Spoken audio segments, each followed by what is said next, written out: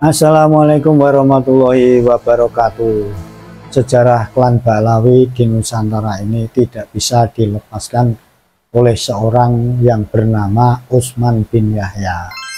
Seorang ulama yang kontroversial, tetapi dari sudut pandang anak-anak Nusantara, Utsman bin Yahya ini adalah antek Belanda. Karena Utsman bin Yahya yang ulama kontroversial ini pernah dalam sejarahnya mendoakan Ratu Belanda, yaitu Wilhelmina, yang tentu saja dianggap kafir oleh orang-orang pribumi Nusantara. Yang membuat kontroversial lagi, doa Utsman bin Yahya untuk Ratu Belanda Wilhelmina ini dilakukan setelah sholat Jumat di dalam Masjid Pakojan. Kurang lebih seperti itu. Fatwa dari Utsman bin Yahya ini amat merugikan pejuang-pejuang yang waktu itu memberontak kepada Belanda. Salah satunya adalah pemberontakan Cilegon. Begitu banyak orang-orang Nusantara kita, santri-santri itu tewas menjadi korban akibat serangan Belanda karena salah satu sudut pandangnya adanya fatwa Utsman bin Yahya ini. Dalam video berikut ini mari kita tonton kejadiannya seperti apa. Orang Arab dari berbagai kawasan seperti Maroko, Samarkand, termasuk Gujarat atau India sudah ada di Nusantara. Mereka inilah yang sebenarnya menjadi pelopor penyebaran agama Islam di Nusantara. Barulah pada abad ke-19 dan kian masif sejak abad ke-20, orang-orang dari Hadramaut terus berdatangan secara bergelombang ke Nusantara yang kala itu masih disebut sebagai negeri Hindia Belanda. Jika dikelompokkan secara garis besar, maka orang-orang Hadramaut ini terbagi menjadi dua golongan, yakni kelompok yang mengklaim dirinya sebagai saddah Rasulullah Shallallahu Alaihi Wasallam. Inilah yang sekarang sedang diperdebatkan nasabnya, yakni klan Ba'alawi Yaman. Sedangkan kelompok kedua adalah orang-orang non-Sayyid atau di luar klan Ba'alawi Yaman. Karena merasa memiliki keistimewaan sebagai zuriyah Nabi, meskipun jumlahnya minoritas, namun kelompok yang mengklaim sebagai Sayyid ini sejak awal kedatangannya memang sudah membentuk eksklusivisme tersendiri. Sebagai pengklaim keturunan Rasulullah Shallallahu Alaihi Wasallam, mereka ini sudah berupaya mengglorifikasi kelompoknya sehingga kalangan pribumi waktu itu telah banyak yang terpesona oleh mereka. Sejarah eksklusivisme ini kemudian ditandai dengan peristiwa yang terjadi pada sekitar tahun 1889 atau sekitar tahun 1890. Ketika itu terbit sebuah kitab berjudul Minhaj al-Istiqomah Fiddin Bisalamah. Kitab ini ditulis oleh Sayyid Utsman bin Abdullah bin Aqil bin Yahya al-Alawi yang kemudian lebih dikenal sebagai Habib Utsman. Buku karyanya berisi diantaranya apa yang dia sebut sebagai 22 praktek bid'ah yang terlarang dilakukan oleh umat Islam.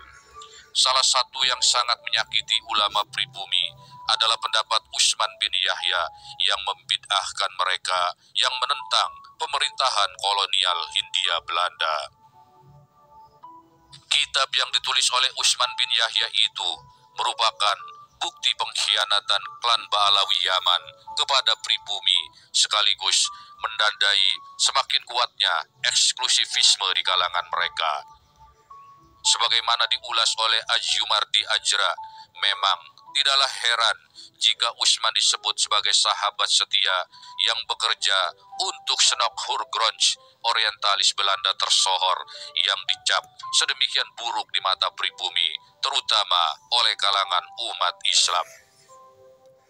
Berkat bisikan Snok pula, Usman menyerang para ulama di Banten yang terlibat jihad perlawanan para petani terhadap pemerintah kolonial pada tahun 1888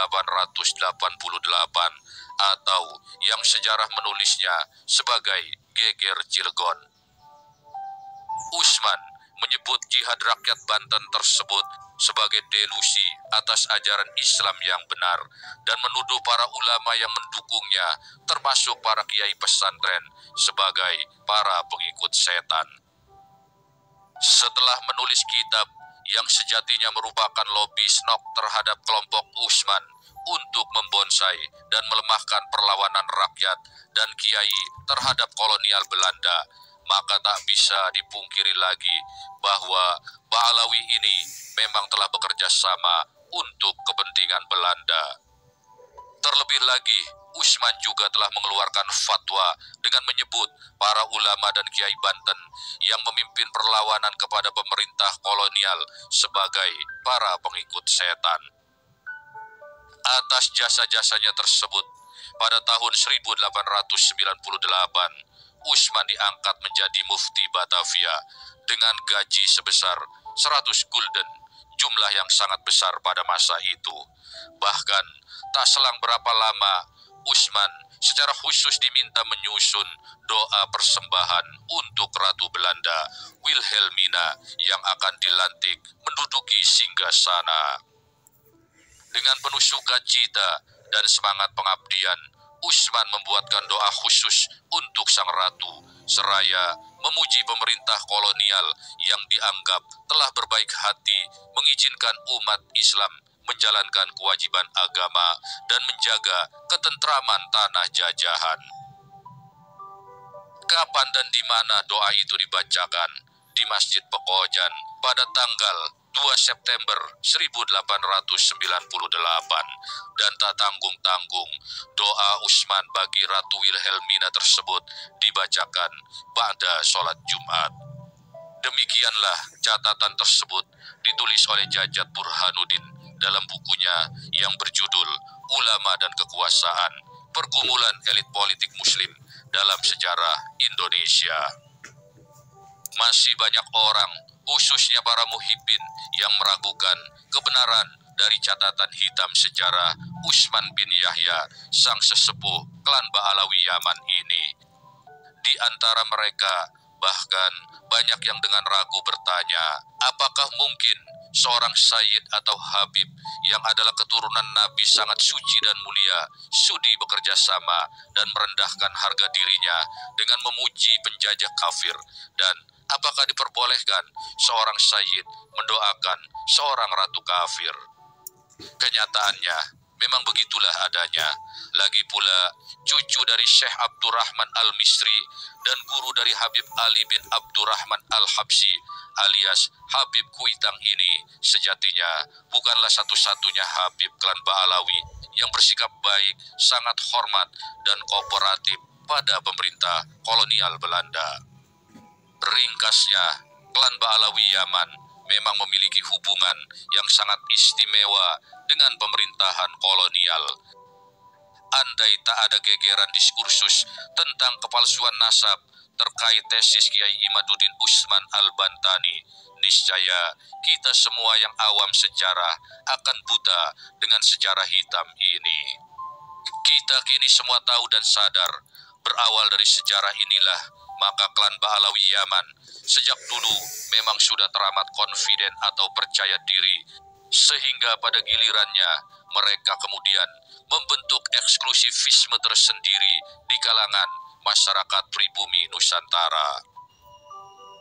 Adalah Syekh Ahmad Surkati orang pertama yang berani menentang dan mengkritisi eksklusivisme klan Ba'alawi Yaman tersebut. Surkati setidaknya memberikan catatan keras untuk 3 hal. Pertama, dia mengkritik keharusan orang-orang non-sayyid untuk mencium tangan para sayyid. Di zaman itu, sebagai kritik kedua, Surkati juga dengan lantang mengatakan bahwa panggilan Habib sebagai gelar kehormatan tidaklah tepat karena baginya itu setara dengan panggilan menir dalam bahasa Belanda atau monsieur dalam bahasa Prancis. Dan kritik yang terakhir atau yang ketiga, dan ini dianggap yang paling kurang ajar oleh klan Ba'alawi Yaman, adalah kritik Surkati tentang pelarangan menikahi wanita dari klan Ba'alawi atau Syarifah oleh pria dari non-Sayyid atau pria pribumi.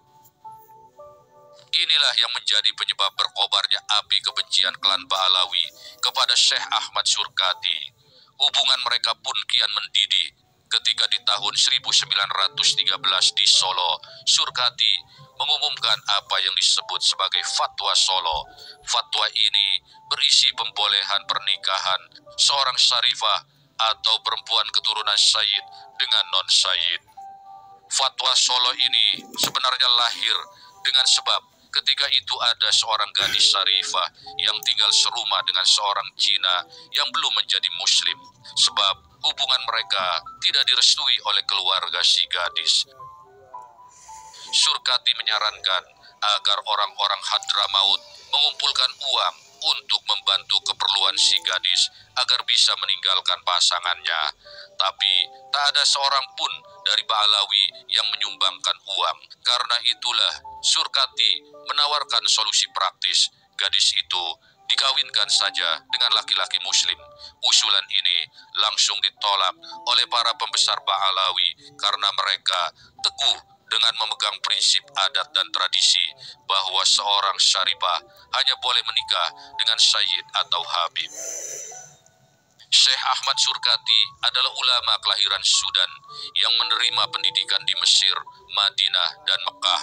Semula dia diangkat sebagai inspektur pendidikan di sekolah-sekolah Jamaat Al-Khair, sebuah organisasi perkumpulan bentukan orang-orang Arab di Hindia Belanda yang salah satunya adalah kelompok Ba'alawi Yaman. Namun karena sikapnya yang memberi kritik keras pada eksklusivisme klan Ba'alawi Yaman yang dianggapnya kolot dan rasis itu, maka keberadaan Surkati di Jamiat Al-Khair hanya sebentar. Surkati kemudian mempelopori pendidikan lembaga Al-Irsyad Al-Islamiyah wal-Irsyad Al-Arabiyah. Hub de Jong menulis catatannya, bahkan ketika sebuah pertemuan Al-Irsyad digelar di kediaman Syekh Isa bin Badr, terjadi insiden kekerasan. 3 orang pengikut Surkati dikabarkan terluka. Barangkali di zaman sekarang inilah yang disebut sebagai persekusi. Jadi tindakan semacam ini sudah dilakukan sejak dahulu kala oleh kaum klan Ba'alawi Yaman dan para muhibbinnya. Siapa yang tidak sejalan dengan mereka, maka pastilah akan menghadapi kekerasan, baik fisik maupun non-fisik. Kecurigaan pada Al-Irsyad dan permusuhan pada Syekh Ahmad Surkati tidaklah kunjung mencair, bahkan semakin memanas seiring berdirinya Rabithah Al-Alawiyah pada tahun 1928. Organisasi ini pada awalnya diniatkan untuk merawat dan menjaga keturunan Nabi yang ada di Indonesia, namun belakangan hanya mengerucut pada klan Ba'alawi Yaman. Lewat Rabithah Alawiyah ini pula, privilege dan eksklusivisme klan Ba'alawi Yaman semakin terbangun kokoh dan kuat. Kelompok Habaib pun tak segan melancarkan isu bahwa Al-Irsyad adalah organisasi anti pemerintah, baik pemerintah kolonial Belanda di Hindia Belanda maupun pemerintah kolonial Inggris di Malaya dan Singapura. Sebagai pendiri sekaligus ketua Al-Irsyad, Syekh Ahmad Surkati bukan hanya dituduh berkiblat kepada Wahabi, bahkan Surkati juga dituduh berbaiat pada Istanbul. Sebagai catatan, dalam konteks Perang Dunia Pertama pada masa itu, Turki Utsmani berseberangan dengan Inggris. Parahnya lagi, ada pula tuduhan bahwa Surkati dan Al-Irsyad juga telah disusupi oleh kaum Bolshevik atau komunis. Kurang lebih 1 abad berlalu, tuduhan yang diarahkan kepada Syekh Ahmad Surkati itu juga diarahkan kepada Kiai Haji Imaduddin Usman Al-Bantani, sang inovator pembatal nasab klan Ba'alawi Yaman. Alih-alih mendapatkan apresiasi atas terobosan yang dilakukannya dalam bidang ilmu nasab, Kiai Imad malah dituduh Wahabi dan Khawaris. Yang mengarahkan tuduhan itu justru adalah Rois Am PBNU.